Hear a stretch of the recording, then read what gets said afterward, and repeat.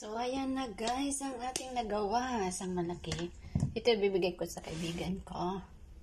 Ang aking buddy. Itong matitira sa akin naman. O, diba? O, kung magkano na yan, kung bibilhin mo, ang nipis-nipis, pag bumibili ka sa, ano, yan, nakikita pa natin yung, ang coconut. Yan. Hello guys! Good afternoon! Ito, magkikraving tayo ng hindi ko alam kung anong latik ba to. Pero wala tayong latik kasi kulang yung ating coconut. So, ito, ating ingredients. See? Oh.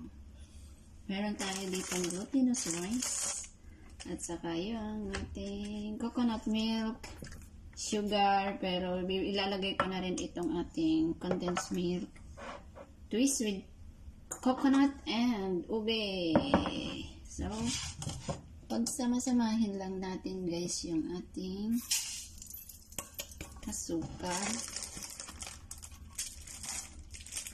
Siguro maglalagay lang ako dito ng dalawa lang kasi marami yata masyado. Or 1.5 muna. O, dalawa na. Dalawa. Kasi alam ko marami na to eh.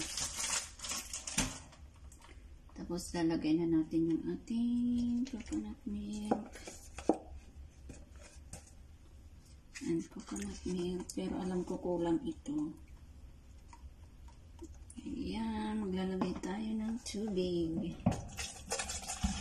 Pero mamaya na yan. Ngayon naman, lalagay natin ang ating ito muna. Yung ating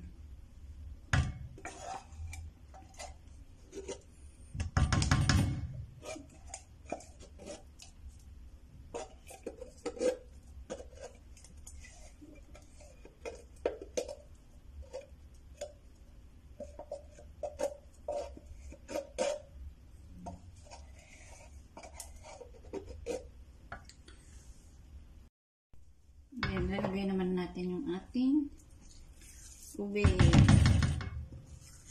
Kailangan nating halo-haloin guys muna bago natin isalang sa apoy.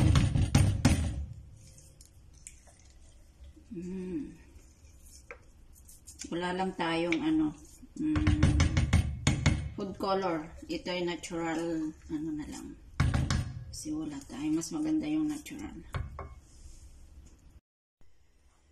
Ito na siya guys. Tapos, saka natin lutuin sa mahinang apoy. O, yan.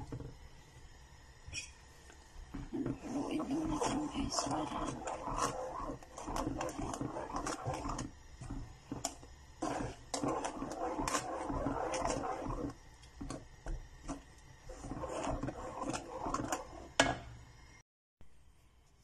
Mahirap palang gumawa nito guys. Kailangan talaga yung continuous na halo-halo. Ayan. Kasi habang tumatagal, lumalagkit siya. Ayan. Ito, ganito lang. Nandito na kasi lahat yung coconut, yung ube, glutinous rice, sugar, at yung ating condensed milk. Ewan ko kung matamis na. Mamaya natin tikman. Para pag kulang pa yung asukal niya, dagdagan natin. Ayan siya guys. So, patience is success. Patience is success. Patience. Patience lang. Patience. Kalma lang. Kalma. O, kalma. Pero mamaya, kakain tayo ng masarap na. Hindi ko alam kung anong tawag dito. Nag-invento lang ako, guys. Ano ko kayo mamaya. I-update ko kayo mamaya. Pag naging sticky na siya. Ngayon, di pa kasi, ayan. kailangan nating halo-haloin. O, di ba? Ayan, napapansin nyo guys, ayan, lumalapot na siya, kaya kailangan ng halo ng halo ng halo. Hindi na pwedeng patagalin kasi nag-aano na siya sa baba. Pero hindi pa yan luto guys. So, kailangan pa natin ng halo, pasensya, para makamit natin yung hostesya. Hostesya yung kailangan nating consistency. O, di ba? Halo pa ng halo. Hindi pa yan. Hindi pa ito luto guys. Ayan o. Hindi pa yan luto. Wala pa yan sa ating gustong. Sarap man. Uy! Kailangan talaga guys. Ayan. So mamaya ko na kayo i-update. Ito na siya guys, nag-ano na siya, nag-shiny na.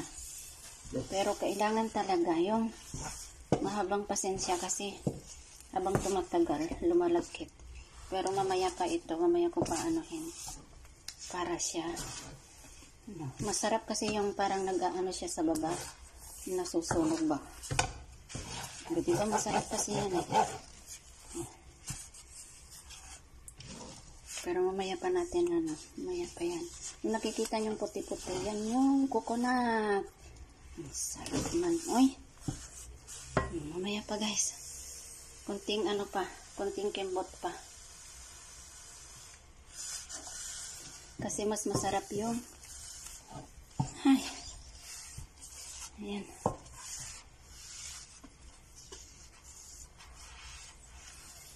Mamaya pa.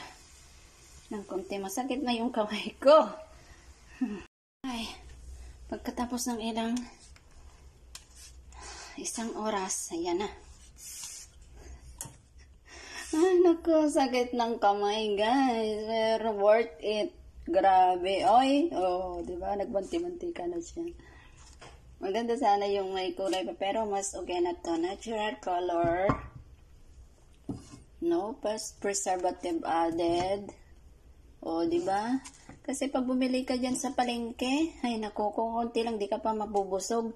60? Eh, ito magkano lang yung na ano mo, 1 to sawa ka nang kumain. Ayan. So, rest muna natin ng konti. At magtitikiman time na tayo, guys. Ayan.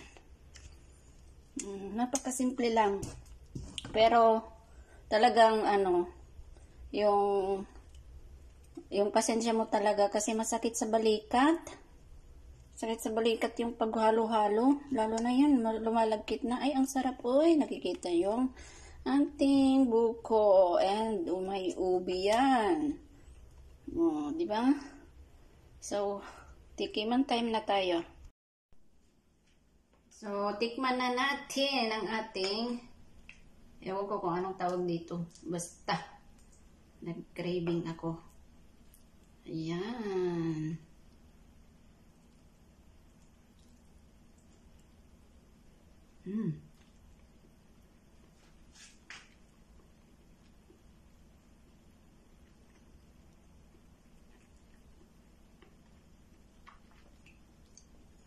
Perfect, nalalasahan mo yung coconut at saka yung pagka-ubi niya.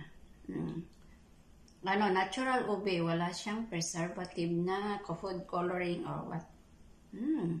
With matching ginseng tea. Ayan. Ginseng tea guys, yung mga nila, mga ugat-ugat ba?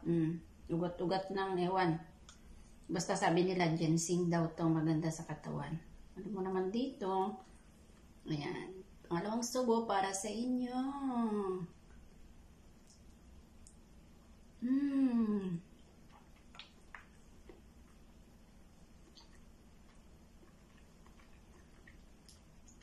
Perfect.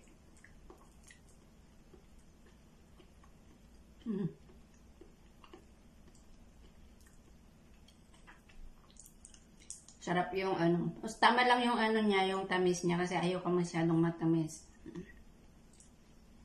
For everybody.